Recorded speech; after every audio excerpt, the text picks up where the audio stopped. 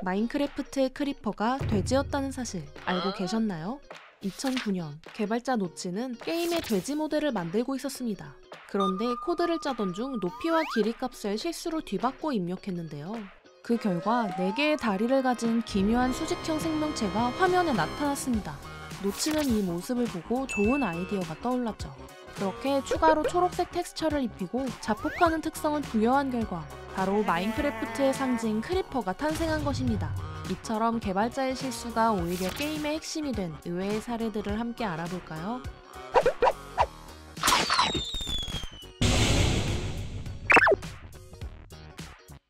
오늘날 오픈월드 범죄 액션 게임의 대명사가 된 GTA 시리즈. 전 세계적으로 수억 장이 팔린 이 전설적인 게임에는 놀라운 탄생 비화가 숨겨져 있는데요. 사실 GTA는 지금과는 전혀 다른 게임이었습니다. 개발사는 처음에 레이스 앤 체이스라는 이름의 평범한 레이싱 게임을 만들고 있었죠. 플레이어가 범죄자나 경찰이 되어 추격전을 벌이는 단순한 게임이었습니다. 그런데 어느 날 이 게임의 운명을 송두리째 바꿀 버그가 발생하는데요. 원래 경찰차는 플레이어를 따라가다가 옆에 멈춰 세우도록 설계되어 있었습니다. 하지만 버그로 인해 AI의 목표 지점이 플레이어 차량 옆이 아닌 내부로 잘못 설정되어 버린 것이죠. 그 결과 경찰차들은 플레이어의 차를 정신없이 들이받기 시작했습니다. 개발팀은 당황했지만 플레이 테스터들의 반응은 정반대였는데요. 그들은 이 예측 불가능하고 파괴적인 경찰의 행동에 열광하기 시작했죠. 원래 목표인 레이싱은 무시하고 일부러 경찰을 도발해 혼돈스러운 추격전을 즐기는 데만 몰두했습니다. 이에 개발팀은 지루한 레이싱 게임을 완전히 폐기하고 버그가 만들어낸 컨셉을 중심으로 게임을 재설계했는데요. 그렇게 탄생한 것이 바로 1997년의 그랜드 세프트 오토였고, 이는 게임 역사상 가장 성공적인 프랜차이즈가 되었죠. 1998년 출시된 젤다의 전설 시간의 오카리나는 플레이하는 데에 통상 수십 시간이 걸리는 방대한 스토리의 게임입니다. 그런데 출시 후 20년이 넘은 지금까지도 스피드런 커뮤니티는 끊임없이 이 게임에 도전하고 있죠. 스피드러너들은 게임을 정상적으로 플레이하는 것이 아니라 온갖 글리치를 발견하고 활용합니다. 가장 기본적인 것은 벽 뚫기 글리치인데요. 특정 각도에서 구르거나 점프하여 맵의 충돌 판정을 무시하고 벽을 통과하는 기술이죠. 여기서 더 발전된 형태는 잘못된 워프 글리치로 게임의 메모리 변수를 조작하여 워프 지점의 도착지를 완전히 바꿔버리는 고도의 기술입니다. 첫 번째 던전에서 특정 행동을 통해 게임의 마지막 장소인 가논성으로 바로 이동할 수 있죠. 그런데 가장 극단적인 글리치는 따로 있었습니다. 바로 이미코드 실행이라는 기술인데요. 아이템 사용 순서나 캐릭터 이름 입력으로 메모리 데이터를 조작하여 새로운 코드를 실행시키는 것입니다.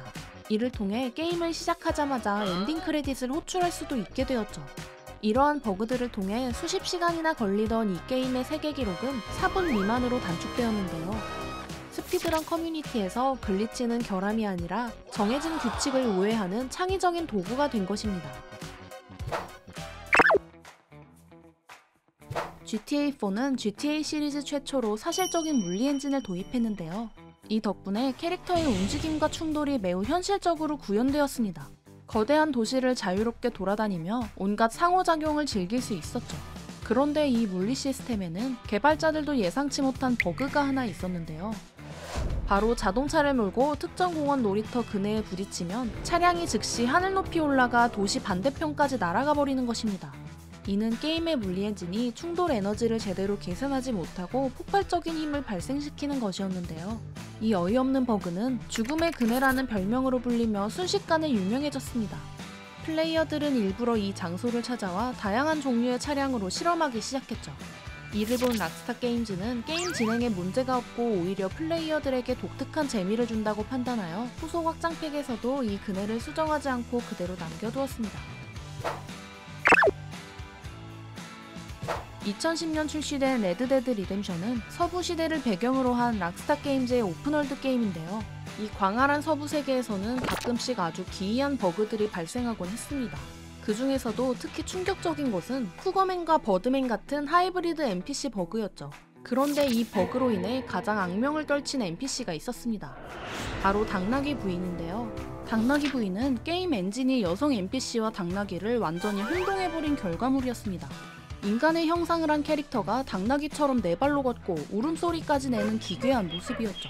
심지어 플레이어가 이 캐릭터의 어깨에 올라타서 실제로 이동할 수도 있었습니다. 이 버그는 곧 락스타 게임즈의 예측 불가능한 재미를 상징하는 밈이 되었는데요. 커뮤니티의 뜨거운 반응을 본 락스타는 후속작에서 놀라운 선택을 합니다.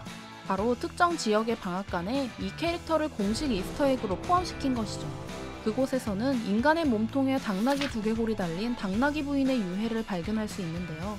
이 당나귀 부인은 단순한 버그였지만 개발사와 플레이어가 공유하는 하나의 추억이자 공식 설정으로 승화된 사례였습니다. 1991년 전세계 오락실을 점령하며 격투게임 붐을 일으킨 스트리트 파이터 시리즈. 이 게임에는 놀라운 비밀이 하나 숨겨져 있는데요. 오늘날 모든 격투게임의 핵심이 된 콤보 시스템이 사실은 이 게임에서 나온 버그에서 시작되었다는 것이죠.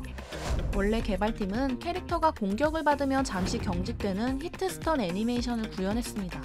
한번 공격한 후에 상대방이 반격할 기회를 주려는 의도였는데요. 그런데 히트스턴 애니메이션의 타이밍에 예상치 못한 버그가 발생합니다. 특정 공격이 끝난 후 상대방의 경직이 풀리기 전에 다음 공격을 넣을 수 있게 된 것이죠. 이로 인해 첫 타격이 들어가면 상대가 전혀 막을 수 없는 연속 공격이 가능해졌는데요. 처음에는 일부 개발자들이 이 버그가 게임 밸런스를 망칠까 우려했지만 테스트 과정에서 놀라운 사실을 발견하게 됩니다. 이 연속 공격이 오히려 게임의 깊은 전략성과 숙련도를 더해준다는 것이었죠. 개발팀은 이를 숨겨진 기술로 간주하고 일부러 수정하지 않기로 결정합니다. 이 우연한 버그는 단순한 격투게임을 정교한 타이밍과 심리전을 이용하는 고차원적인 게임으로 완전히 바꿔놓았는데요. 이후 슈퍼 스트리트 파이터 2부터는 콤보 카운터가 공식적으로 추가되며 버그가 핵심 시스템으로 정착하게 됩니다. 문명 시리즈는 인류 역사를 다루는 전략 시뮬레이션 게임인데요. 이 게임에서는 역사 속 실제 인물들이 각 문명의 지도자로 등장합니다. 그 중에서도 인도의 간디는 평화주의자와 비폭력 저항의 상징적인 인물이죠. 그런데 게임 커뮤니티에서는 간디가 이런 상징과 전혀 다른 모습으로 유명해졌습니다. 바로 간디 캐릭터가 핵 무기를 난사한다는 핵간디 밈인데요. 이는 공격성 수치가 1이었던 간디가 민주주의를 채택하면 공격성이 -2 감소하고 그렇게 -1이 된 수치가 버그로 인해 최고값인 255로 변해버린다는 것이었죠. 그래서 간디가 갑자기 핵무기를 마구 쏴대는 호전적인 지도자로 돌변한다는 도시전설이었습니다. 수많은 플레이어들이 이 현상을 실제로 겪었다고 주장했는데요. 그런데 여기서 흥미로운 사실이 밝혀집니다. 시리즈 창시자 시드마이어가 회고록을 통해 이런 버그는 존재한 적이 없다고 명확히 밝힌 것이죠. 하지만 개발자들은 간디가 역설적으로 핵무기를 좋아한다는 이 도시전설에 매력을 느꼈고 실제로 문명5 개발 당시 의도적으로 간디의 핵무기 관련 수치를 최고값으로 설정했습니다. 심지어 문명6에서는 핵무기 광이라는 간디의 숨겨진 성향을 공식적으로 추가해버렸죠.